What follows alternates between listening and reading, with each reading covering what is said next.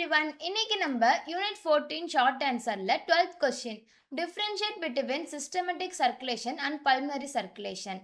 So இந்த கொஷினில் systematic சர்க்குலேஷனுக்கும் pulmonary சர்க்குலேஷனுக்கும் இருக்கிற டிஃப்ரென்ஷியேஷன் தான் நம்ம பார்க்க போகிறோம். நான் அதுக்காக உங்களுக்கு டயக்ராம் ஷோ பண்ணி எக்ஸ்பிளைன் பண்ணியிருக்கேன். ஸோ நீங்கள் இதை பார்த்தீங்கனாலே உங்களுக்கு புரியும். ஓகேவா? இப்போ ஃபர்ஸ்ட் சிஸ்டமேட்டிக் சர்க்குலேஷனை பொறுத்த வரைக்கும் நீங்கள் எதை ஞாபகம் வச்சுக்கணும்னா ஹோல் பாடியை ஞாபகம் வச்சுக்கோங்க.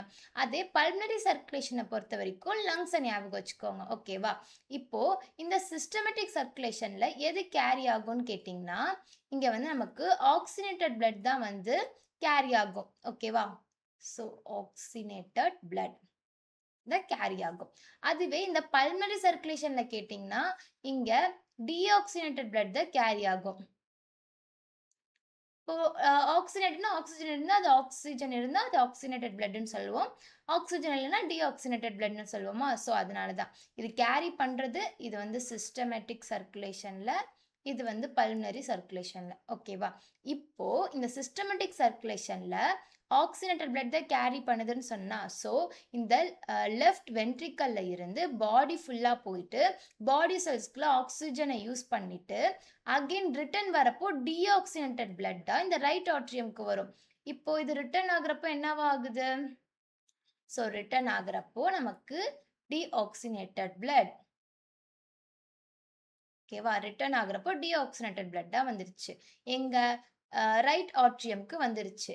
இப்போ இது சிஸ்டமேட்டிக்கா. இப்போ பல்மனரி சர்க்குலேஷன்ல பார்த்தோம்னா பல்மனரி சர்க்குலேஷன்ல என்ன கேரி ஆகும்னு சொன்னேன்?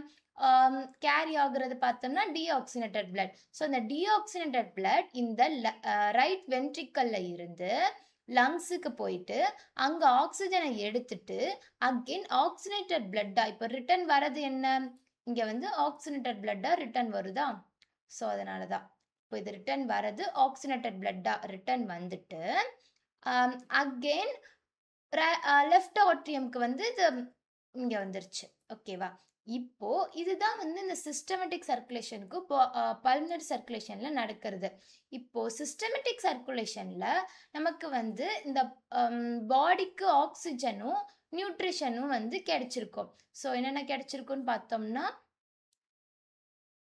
பாடிக்கு நியூட்ரிஷன்,